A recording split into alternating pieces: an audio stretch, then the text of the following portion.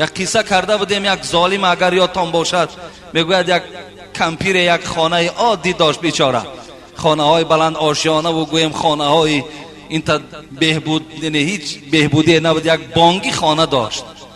وقتی که میگوید سحر میشد، سحر از خانه بیرون میشد، از پای طلبیدن میشد، بیگاه می آمد همون کلبه فقیرانه خود در داخل میشد. باری میگوید سحر آمد، برآمد، بیگاه می آید که خانه نیست، درکش نیست. در حیرت میماند این خانه کجا شده باشد، این خانه کجا شده بود. در پهلوی او میگوید صاحب کتاب که یک مرد خیلی با دولت گویم از خدا دور یک عمارت خیلی زیبایی ساخت. وقتی آمد میگوید آشیانه اول تماشا کرد، دویم تماشا کرد، سیوم تماشا کرد. وقتی به چهارم آشیانه برآمد، پایان نگاه میکند اطراف همون خانه را که همین کلبه فقیرانه کمپی را میبیند. در حال فرمان میدهد که بیارین یگان تکنیک از مثال یا که جمع شوید همه کسا این خانه را از اینجا بردارین که این سکه و صورت خانه مرا ویران کرده است. ولی بسیار از آدمای بیرحم در حال فرمان این گوی مرده که دولتدار اجرا کردند، خانه را تماما راست کردند.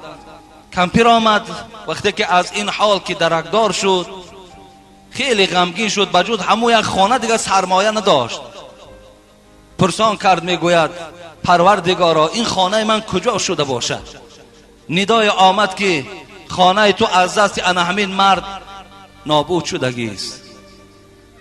وقتی تو در خانت که نبودی خانه تو را نابود کردند. میگوید کمپیر با تمام صدق از دلش گفت ای پروردگار من نبودم، تو در کجا بودی که نگاه کنی خانه مرا؟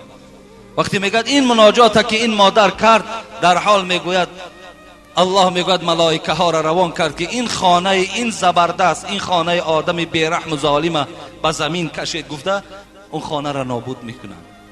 کن مقصد انسان باید که ظلم نداشته باشد. همیشه ما باید ما و شما رحم و انصاف در ما و شما وجود داشته باشد.